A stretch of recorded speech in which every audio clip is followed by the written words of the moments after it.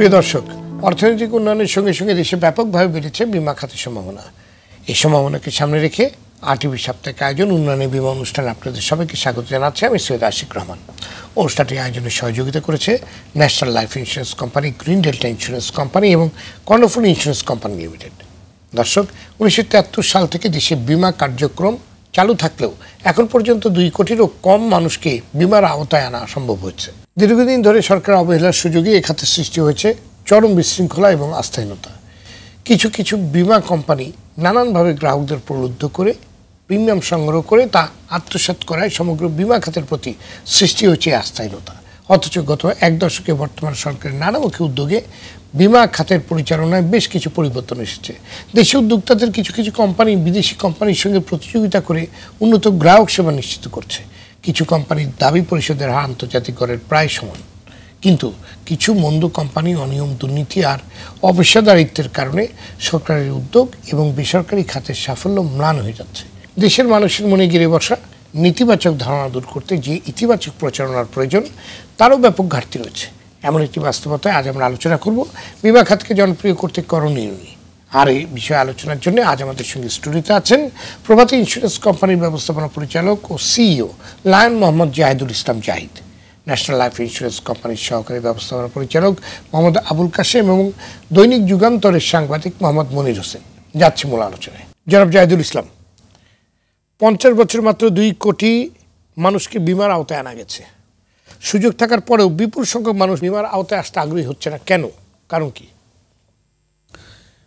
বাংলাদেশে ইন্স্যুরেন্সটা 50 বছর আসার পরেও জনপ্রিয়তা হচ্ছে না। এর কারণটা হলো যে মানুষের বিমার ক্ষেত্রে আস্থার অভাব এবং এই বিমার পজিটিভ সাইডটাকে প্রচার প্রচারণা এবং অ্যাওয়ারনেস না থাকার জন্য কিন্তু বিমা খাতের জনপ্রিয়তা হচ্ছে না। বিমা কিন্তু বাংলাদেশে যে বিমা কোম্পানিগুলো আছে তারা অনেক ভালো ভালো কাজ করছে, সেগুলো কিন্তু প্রচার প্রচারণা আসতেছে না। আসতেছে 2-1টা কোম্পানি যে নেতিবাচক আচরণ করছে সেগুলো আমাদের প্রচার প্রচারণার মাধ্যমে আসতেছে এবং এই জন্য বিমা খাতের উন্নয়নের জন্য আমাদেরকে প্রচারের মাধ্যমে অ্যাওয়ারনেস বাড়াতে হবে। ধন্যবাদ আপনাকে। জনাব আবুল কাশেম, সরকার বিমা খাতকে জনপ্রিয় করতে এবং এর উন্নয়নে বিভিন্ন উদ্যোগ গ্রহণ করেছে। সরকারের এসব উদ্যোগের কী ধরনের সুফল পাওয়া যাচ্ছে বলে আপনি মনে করেন? ধন্যবাদ।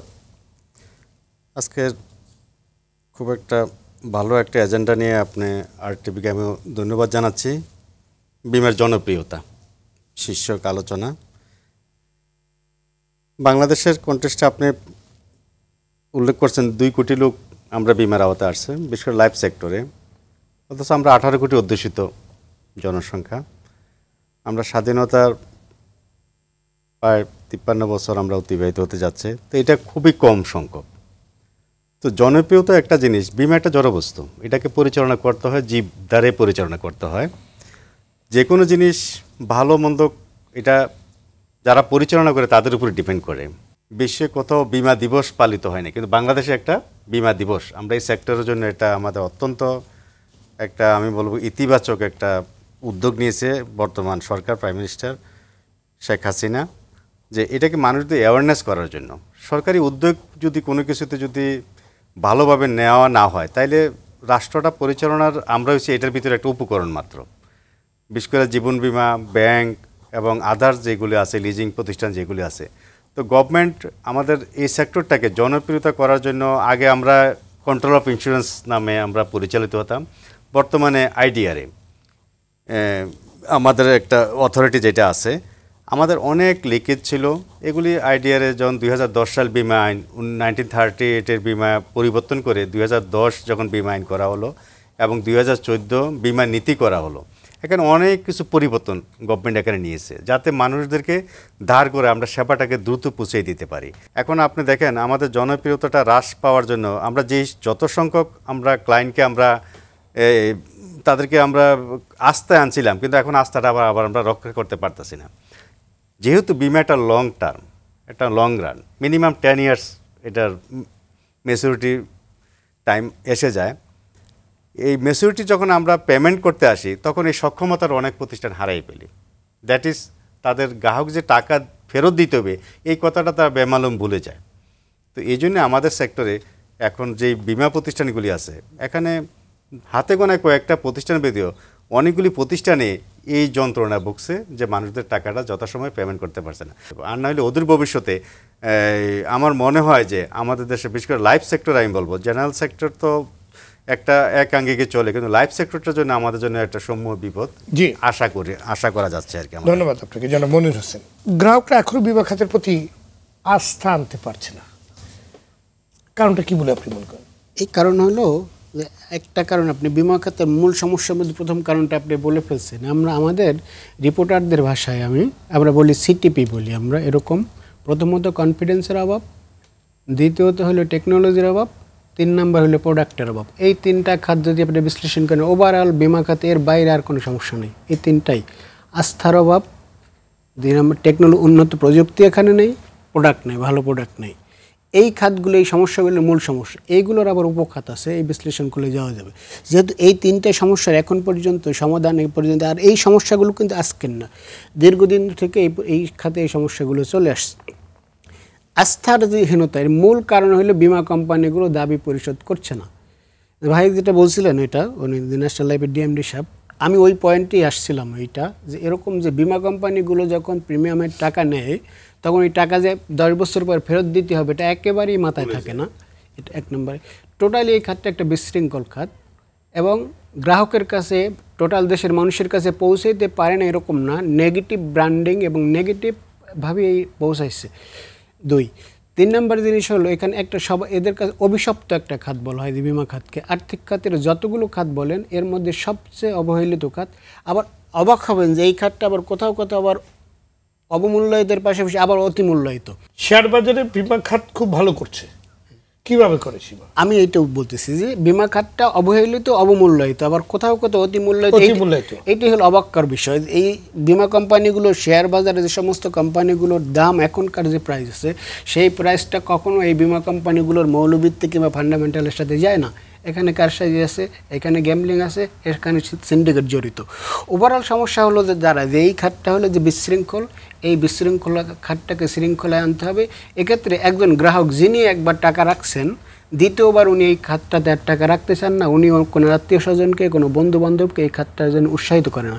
তার মানে একজন গ্রাহকই এই খাতটার জন্য ব্র্যান্ডিং করছে না। মূল সমস্যাটা হলো এখানে। ধন্যবাদ আপনাকে জনাব জাহিদুল ইসলাম। বিমা খাতের প্রতি গ্রাহকদের নেতিবাচক ধারণা দূর করতে যে ধরনের ইতিবাচক প্রচারণা প্রয়োজন, তা কেন আপনারা করছেন না? আমরা শুনবো একটি বিরতির পরে। দর্শক, উন্নয়ন বিমা অনুষ্ঠানে নিচ্ছি ছোট্ট একটি বিরতি, ফিরছি অল্প সময়ের মধ্যে, সাথে থাকুন। দর্শক, বিরতির পর আবারও স্বাগত উন্নয়ন বিমা অনুষ্ঠানে। সঙ্গে আছি আমি সৈয়দ আশিক রহমান। আজ আমরা আলোচনা করছি বিমা খাতকে জনপ্রিয় করতে করণীয় নিয়ে। আমরা ফিরছি আলোচনায়। জনাব জাহিদুল ইসলাম, বিমা খাতের প্রতি গ্রাহকদের নেতিবাচক ধারণা এবং যে বিষয়টি জনাব মনির হোসেনও বললেন যে এই খাতকে এমনকি অভিশপ্ত খাতও বলা হয়, এবং 10 বছরের জন্য যে টাকাটা রাখছে, যাদের কাছে রাখছে তারা মনে করছে এই টাকাটা আর ফেরত দিতে হবে না, এরকম কিছু, তাই না? কারণ যে একবার ভুক্তভোগী হয় সে তো আর এখানে যেতে চায় না, কিংবা তার বন্ধু বান্ধবকেও উৎসাহিত করতে চায় না। কিন্তু এই পরিস্থিতির কিন্তু উন্নয়ন হয়েছে, কিন্তু এই নেতিবাচক প্রচারণাকে ইতিবাচক প্রচারণা পরিণত করার জন্য আপনাদের কি উদ্যোগ আছে কিংবা পদক্ষেপ নিচ্ছেন? বর্তমানে আমাদের যুগান্তরের সাংবাদিক সাহেব যে কথাটা বললেন আর কি, যে কিছু নেতিবাচক প্রচারণা আছে। আমি মনে করি যে এখানে 36টা লাইফ ইন্স্যুরেন্স কোম্পানির মধ্যে শুধুমাত্র 4-5টা কোম্পানিতে এই বেশি নেগেটিভ ধারণাটা এসেছে। এখনও যে হাতের 5টা আঙুল কিন্তু সমান না। আপনার একটা ইন্ডাস্ট্রিতে ভালো মানুষও আছে, একটা ইন্ডাস্ট্রিতে খারাপ মানুষও আছে। যে কোম্পানিগুলো খারাপ করছে, অলরেডি আইডিআরে এখানে বোর্ড ভেঙে দিয়েছে, প্রশাসক বসিয়েছে 2-3টা কোম্পানিতে। অতএব আমরা দেখছি যে আইডিআরে কিন্তু এই আস্থা আনার জন্য বিভিন্ন রকম পদক্ষেপ নিচ্ছে। কিছু কিছু কোম্পানি ম্যাচিউরিটির পরে টাকা দিচ্ছে না, সেই কোম্পানিগুলোর জন্য আমি মনে করি যে আইডিআরে যে পদক্ষেপগুলো নিচ্ছে এটাকে আরও স্ট্রং করা। তারপরে যে কর্পোরেট গভর্নেন্স যেটা আইন করেছে, এই আইনটাকে আরও প্রকটভাবে দেখানো, যা আইনটা যাতে সবাই সুন্দরভাবে মান্য করে। এবং সিকিউরিটি এক্সচেঞ্জ কমিশন যে আইনগুলো করেছে এই আইনগুলো সবাই যদি সুন্দরভাবে পরিপালন করে তাহলেই আস্থা আসবে বিমা কোম্পানি বিমা প্রতিষ্ঠানের উপরে, এইটা বলে মনে করি। ধন্যবাদ আপনাকে জনাব আবুল কাশেম। নিয়মিত প্রিমিয়াম পরিশোধ না করলে বিমা দাবি পাওয়া যায় না, এই নিয়ম সারা বিশ্বেই কিন্তু প্রচলিত, কিন্তু আমাদের দেশে এই নিয়মের ব্যাপারে অধিকাংশ সময় গ্রাহকদের জানানো হয় না কিংবা পরিষ্কার তাদেরকে ধারণা দেওয়া হয় না। আবার স্থানীয় এজেন্টরাও অনেক সময় গ্রাহকদের কাছ থেকে টাকা সংগ্রহ করে কোম্পানিকে জমা দেয় না, যথাসময়। ফলে গ্রাহকরাও ক্ষতিগ্রস্ত হন এবং সমাজে বিমা খাত সম্পর্কে একটি নেতিবাচক ধারণা ছড়িয়ে পড়ে। কারণ যখন গ্রাহক এসে 10 বছর পরে কিংবা একটা নির্দিষ্ট সময়ের পরে টাকা চায় তখন বলা হয় তো আপনি তো পরিশোধ করেননি, কাজে আপনি এটা পাবেন না। এই যে নিয়ম কানুন সম্পর্কে গ্রাহককে অবহিত করার জন্য, গ্রাহকেরকে ভালোভাবে ধারণাটা দেওয়ার জন্য আপনাদের কি উদ্যোগ রয়েছে কিংবা কি পদক্ষেপ রয়েছে আপনাদের? আপনি খুব সুন্দর একটা পয়েন্ট উপস্থাপন করেছেন। পৃথিবীতে ফিনান্সিয়াল ইনস্টিটিউটে যত আইন কানুন বলবৎ এবং বা প্রযোজ্য, এর মধ্যে বিমা হয়েছে একটা উল্লেখযোগ্য। এত আইনের মায়ের পেছের ভিতরে এই বিমা সেক্টর। তো তামাদিটা কেন হয় আপনি যেটা উপস্থাপন করছেন, আমাদের ম্যাক্সিমাম আমরা কালেকশন করা হয় ভায়া ক্লায়েন্ট টু কোম্পানি খুব কম। আমাদের 95% কালেকশন হয় ভায়া মিডিয়া। আমরা এজেন্টের মাধ্যমে বিশেষ করে লাইফ সেক্টরে যেটা আর কি আমাদের বিভিন্ন যে গ্রেডিংগুলি আছে এজেন্টরা এটা সংগ্রহ করে। তো ওদেরকে যদি আপনি মনিটরিংটা যদি যথাযথভাবে যদি করা না হয়, সে কি করছে, কোথায় কি করছে, কেন্দ্র থেকে যদি তাদেরকে যদি যথাযথভাবে যদি ইয়ে না হয়, কারণ এখন আমরা যেসব প্রতিষ্ঠানগুলো আইটি বেস হয়ে গেছে, এখন মনে করেন আমাদের একটা ডিস্ট্রিক্টে মনে করেন আমরা 2023 সালে আমি 1000 পলিসি সেল করলাম, তাহলে এই পলিসিটা আমার 2024 সালে 1000 পলিসি আসলো কি না এটা আমরা আইটিতে ধরা পড়ে যায়। বিমাতে যে জিনিসটা কতগুলি উল্লেখযোগ্য কথা, ল্যাব, সারেন্ডার, পেড আপ, তারপরে ম্যাচুরিটি, ডেথ ক্লেম, এই কথাগুলি সমুদ্র কথাগুলিকে আমরা তার সাথে যখন এগ্রিমেন্ট করা হয় গ্রাহকের সাথে, এই এগ্রিমেন্টে কিন্তু দলিল দস্তাবেজের মধ্যে কথাগুলি লেখা থাকে কোনটা হইলে কোনটা করবে না। কিন্তু সবচেয়ে দুঃখজনক যেটা হলো আমাদের গ্রাহক যারা আছে ম্যাক্সিমাম 90% গ্রাহকে কিন্তু সে দলিল দস্তাবেজগুলি সে অবহিত নয় এবং সে নিজেও এটা খুব একটা স্টাডি করে না। আর যিনি পলিসিটা এখানে তার থেকে যেটা আমাদের কোম্পানির সাথে সে এটা কন্ট্যাক্ট করে দেয়, সেও গ্রাহকের সেইভাবে অবহিত করতে পারে না। এখানে একটা কারণ হলো যে ইদানিং একটা আমরা পরিবর্তন আসছে, কিছু শিক্ষিত জেনারেশন এখন আসছে, কিন্তু আমরা অতীতে যখন লিবারেশনের পর থেকে যখন জীবন কর্পোরেশন গঠিত হয়, খুব একটা শিক্ষিত জেনারেশন কিন্তু আপনার বিমামুখী ছিল না, পেশাগতভাবে এটাকে নিত না। এটা একটা অবহেলিত সেক্টর ছিল, এটা যেনতনভাবে কিছু কিছু লোক দিয়ে জাস্ট কালেকশন করা। অথচ ওয়ার্ল্ডের মধ্যে এইটা বিমা খাতটা হচ্ছে যে সবচেয়ে বড় একটা ভাইটাল খাত ইকোনমিক গ্রোথের জন্য, জিডিপিতে ভূমিকা রাখার জন্য। কারণ আইডিয়াল মানিটা শুধু একমাত্র আম জনতা থেকে সংগ্রহ করতে পারে লাইফ ইন্স্যুরেন্স সেক্টরের মাধ্যমে।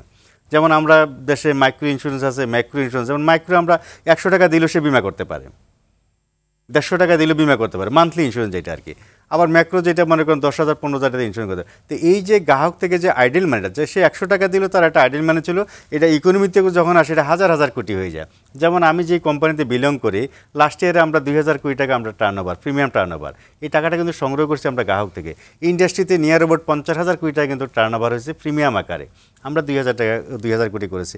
তো এই যে আইডিয়াল মানিটা এনে ইকোনমিতে যে এটাকে একটা ফ্লো হয়, যেটা ইনভেস্টমেন্ট খাতে জেনারেশন, আমাদের যে এমপ্লয়ি জেনারেট হচ্ছে, তারপরে জিডিপিতে আমরা ভূমিকা রাখছি, এটার জন্য এখন আমাদের সবচেয়ে যেটা করণীয়, যেটা আমরা জনপ্রিয়তার কথাটা এখানে যেটা শীর্ষক আলোচনা যেটা আর কি, এটাকে গভর্নমেন্ট আমাদেরকে যেভাবে নজর দিচ্ছে, এটাকে যদি আমরা যারা আছে, আমরা যে প্রতিষ্ঠানের সাথে মাননীয় বোর্ড আছে, মাননীয় ম্যানেজমেন্ট কমিটি আছে, গভর্নমেন্ট তো শুধু আইন করে দিবে।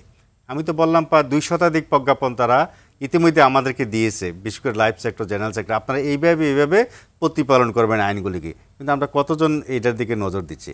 আর যদি আমরা ভালোভাবে নজরে দিতাম, তাহলে এই বিভিন্ন প্রতিষ্ঠানগুলো, এই যে বর্তমানে আপনি যেটা বলেন 10 ইয়ার্স মানুষ কষ্টার্জিত টাকা রেখে তারা আজকে হাহাকার করছে, বিভিন্ন ইলেকট্রনিক মিডিয়া, প্রিন্ট মিডিয়া বা ভার্চুয়াল সেটা আসলে অনুসরণ করছে কিনা মানুষের একটা হাহাকার। তো এখন তো মানুষ তার ভালো মন্দ বোঝে না, বিমা বলতে সবই মনে করে সবই একই অবস্থা।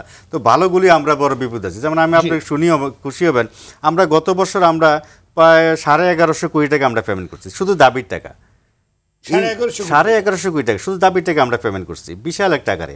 তো এখন জনপ্রিয়তা যেটা আপনি বলছেন, এটাকে আরও জনগণের ধার করে নেওয়ার জন্য আমাদের একটা ভাষা আছে উঠান বৈঠক।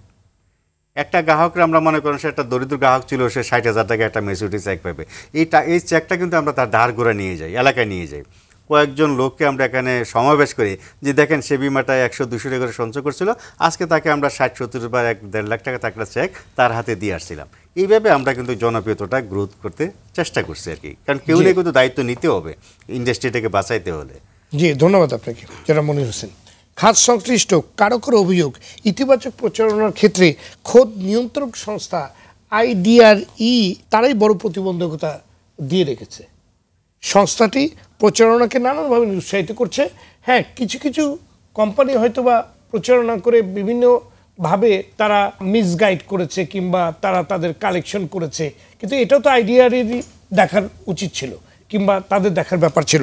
এখন তারা যেভাবে নিরুৎসাহিত করছে তাতে কিন্তু অনেক ক্ষেত্রেই ইন্স্যুরেন্স কোম্পানি বলছে আমরা তো এই নির্দিষ্ট ইয়ের বাইরে প্রচারণায় যেতে পারছি না।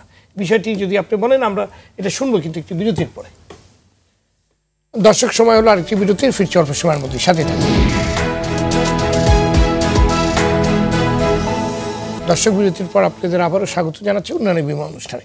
আমরা আলোচনা করছি বিমা খাতকে জনপ্রিয় করতে করণীয় নিয়ে। আমরা ফিরছি আলোচনায়। জনাব মনির হোসেন, খাত সংশ্লিষ্ট কারো কারো অভিযোগ যে ইতিবাচক প্রচারণার ক্ষেত্রে খোদ নিয়ন্ত্রক সংস্থা IDRE বড় ধরনের প্রতিবন্ধকতা সৃষ্টি করে রেখেছে। আপনার পর্যবেক্ষণ কি? বিরতির পূর্বে এই প্রশ্নটি আপনার কাছে আমার ছিল। ধন্যবাদ আপনাকে। আসলে এই আপনি প্রশ্নের মধ্যেই যেটা আপনি বলছিলেন, যেটা যে বেশ কিছু কোম্পানি অ্যাগ্রেসিভ প্রচারণা চালিয়ে এমন একটা পরিস্থিতি এবং এমন একটা মেসেজ বাজারে দিয়েছেন যেই অ্যাগ্রেসিভ প্রচারণাটা পরবর্তীতে বাস্তবে এর সাথে মিল থাকে না, এইটা প্রায় সেন্সিটিভ। নিঃসন্দেহে এই কোম্পানিগুলো শেয়ার বাজারে লিস্টেড এবং খুব এমন কিছু পণ্যের কথা বলবেন যে এই পণ্যটা সম্ভব না, পরবর্তীতে এইটার বিরুদ্ধে ব্যবস্থা নেওয়ার দায়িত্ব IDREর। এবং IDREর প্রতিবন্ধকতা, আমি এখানে IDREর প্রসঙ্গটা আসছিল, ভাই বলছিল IDREর কথা। IDREর হলো যে 82টা বিমা কোম্পানি, তাদের জনবল সর্বোচ্চ 150-র মতো। এই 150 জনবল দিয়ে 82টা কোম্পানি নিয়ন্ত্রণ করা সম্ভব না, প্রচারণাটা অনেক পরে। এবং বেশ কিছু এইখানে মূল যেটা সমস্যা হলো যে IDRE আইন এবং সক্ষমতার দিক থেকে এইখানে বড় সমস্যা হলো যে এই বাংলাদেশের বিমা কোম্পানিগুলোর কোম্পানি দুর্বল কিন্তু মালিক প্রভাবশালী, যে কারণে প্রভাবশালী মালিক IDREকে ওরা তোয়াক্কা করে না। যে কারণে এর আগে উদাহরণস্বরূপ আমি একটা সার্কুলারের কথা বলি। 2 বছর আগে IDRE একটা সার্কুলার ছিল। সার্কুলারটা ছিল এরকম যে বিমা কোম্পানিগুলোর সমস্ত মালিকদেরকে 60% শেয়ার সংগ্রহ করতে হবে, নিজ কোম্পানি 60% শেয়ার ধারণ করতে হবে 1 মাসের মধ্যে। এই সার্কুলারটা দেওয়ার পরে শেয়ার বাজারে এই কোম্পানিগুলো শেয়ারের দাম বেড়ে গেল, বাজারে শেয়ারের ক্রাইসিস হবে। এর পরবর্তীতে এইটা আর বাস্তবায়ন তারা করতে পারে নাই এবং এই সার্কুলারটা মালিক পক্ষের চাপিয়ে তারা দিছিল। এটা পরবর্তীতে এর সাথে বাস্তবতার কোনো মিল পাওয়া যায় না। প্রচারণার কথাটা যেটা বলছেন, প্রচারণার দিক থেকে যেহেতু প্রাইভেট খাত আর এইটা হলো মালিক পক্ষের বিজনেস, এই প্রচারণাটা মালিক পক্ষই করতে হবে, কোম্পানিগুলোকে নিজ স্বার্থেই করতে হবে এইটা। এবং এখানে আমি আরও একটা বিষয় আমি বলি, ওনাদের মালিক পক্ষের একটা অ্যাসোসিয়েশন আছে BIA, বাংলাদেশ ইন্স্যুরেন্স অ্যাসোসিয়েশন। ওনারা প্রতি বছর একটা ইয়ার বুক বের করেন।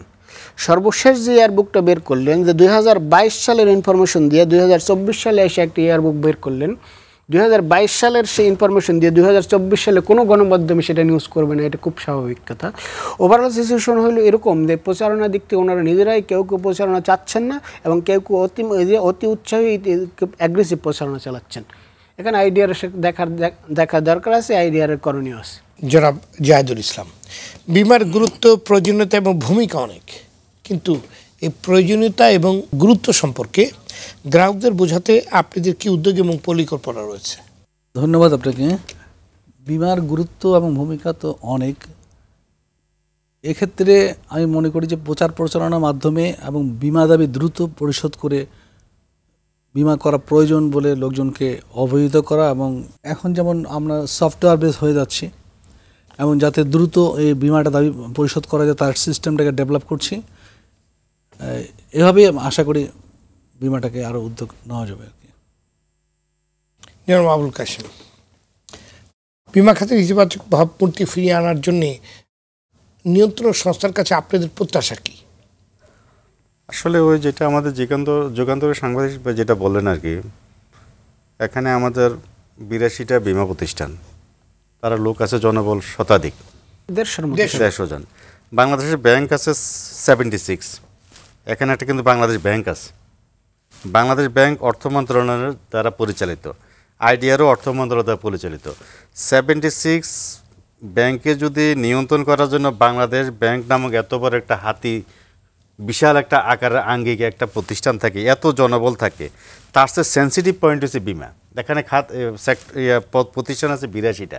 তাহলে আইডিআরে মাত্র একটা সাইনবোর্ড, সামান্য সাধারণ বিমা কর্পোরেশন একটা কোণার মধ্যে একটা অফিস করলে এই 82টা প্রতিষ্ঠানকে তারা শুধু একটা প্রজ্ঞাপন কাগজ ছেড়ে দিলে তারা যে এই দেশের জনগণ মেনে যাবে, এটা ভাববার কোনো অবকাশ নেই। যুগেন্দ্র সাংবাদিক সাহেব ভাই যেটা বললেন, প্রতিষ্ঠানের এই যে শেয়ার বাজার, সিকিউরিটি অফ এক্সচেঞ্জে এই যে ম্যানিপুলেশন হইয়া কোনো প্রতিষ্ঠান তার সক্ষমতা নাই, বোনাস দেওয়ারও সক্ষমতা নাই, ইনভেস্টমেন্ট, তারপরে ন্যাব, তারপরে ইপিএস কিছুই নেই, মাইনাস, কিন্তু তার শেয়ারের দাম হয়ে গেছে 145-40 টাকা।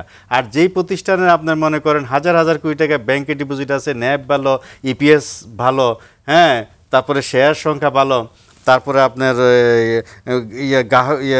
পাবলিকের বোনাস দিতে আছে 38 টাকা 40 টাকা, তার শেয়ার আবার 95 টাকা।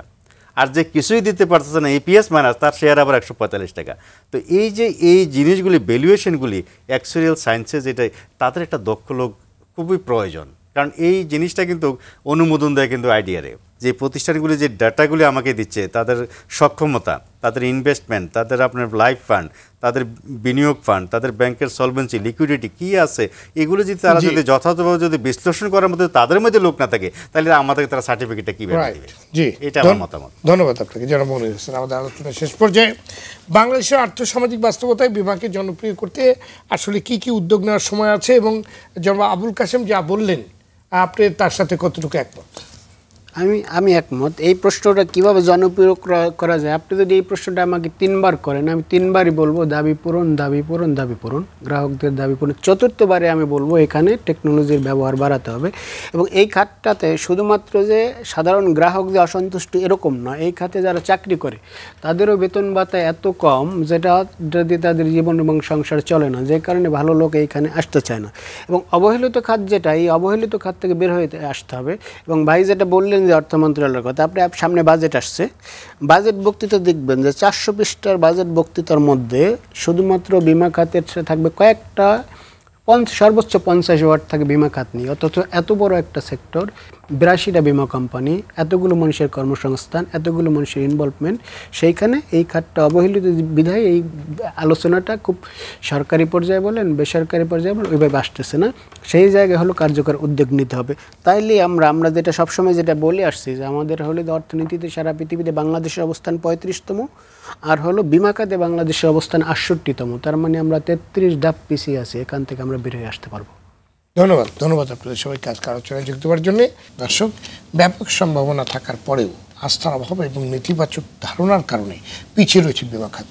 এই পরিস্থিতি বদলাতে হলে সরকার এবং সংশ্লিষ্ট বেসরকারি খাতকে যৌথভাবে কাজ করতে হবে। যেসব কোম্পানির অনিয়মের কারণে বিমা খাতে আস্থার সংকট তৈরি হচ্ছে, তাদের চিহ্নিত করে শাস্তির আওতায় আনতে হবে। প্রয়োজনে পরিচালনা পর্ষদে পরিবর্তন আনতে হবে। কোম্পানিগুলোর দক্ষতা ও সক্ষমতা বাড়ানোর পদক্ষেপ নিতে হবে। বিমা খাতের ব্যাপক ভিত্তিক সংস্কার আনতে হবে। বিমা একটি টেকনিক্যাল ও জটিল বিষয়, এর আইন ও নিয়ম কানুনগুলো সহজীকরণ করতে হবে। গ্রাহকদের সব তথ্য সহজ ভাষা বোঝাতে হবে। যেসব খাত এখনও বিমা খাতের আওতায় আসেনি, সেগুলোকে বিমার আওতায় আনতে সরকারকে দ্রুত প্রজ্ঞাপন জারি করতে হবে এবং তার যথাযথ অনুসরণ নিশ্চিত করতে মনিটরিং বাড়াতে হবে। নিয়ন্ত্রক সংস্থায় প্রয়োজনীয় জনবল নিয়োগ দিতে হবে। বিমা খাতে দাবি পরিশোধের হার বাড়াতে হবে। অনাস্থা দূর করতে প্রযুক্তির ব্যবহার বাড়াতে হবে। এমন পরামর্শগুলো উঠে এসেছে আজকের আলোচনায়। দর্শক, আজ এ পর্যন্তই। আগামী সপ্তাহে আবারও দেখা হবে। জানিয়ে রাখছি, উন্নয়নের বিমা অনুষ্ঠানটি আয়োজনের সহযোগিতা করেছে national life insurance company, green delta insurance company এবং কর্ণফুলী ইন্স্যুরেন্স কোম্পানি লিমিটেড। সবাই ভালো থাকুন, সুস্থ থাকুন। সঙ্গে থাকার জন্য ধন্যবাদ।